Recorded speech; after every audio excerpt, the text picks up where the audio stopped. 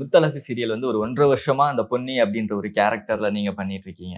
ஆனா 1.5 வருஷமா நம்ம பண்ணிட்டு இருக்கோம். ஆனா நமக்கான ஒரு ரீச் பெருசா சிறகடிக்க ஆசையில கிடைச்ச மாதிரி இதுல கிடைக்கலையே அப்படின்றப்போ சின்னதா ஒரு வருத்தம் இருக்கும் இல்லையா? எப்படியெல்லாம் இருந்துச்சு அது? அது வந்து நான் ஆல்ரெடி எக்ஸ்பெக்ட் பண்ண ஒரு விஷயம் தான். ஏன்னா, எனக்கு வந்துட்டு சின்ன சின்ன கேரக்டரா நம்ம வந்து தான் உள்ள வரணுன்றது மைண்ட்ல ஃபிக்ஸ் ஆயிடுச்சு. ஓகே, இப்படிதான் நம்மளோட இது போப்போகுது.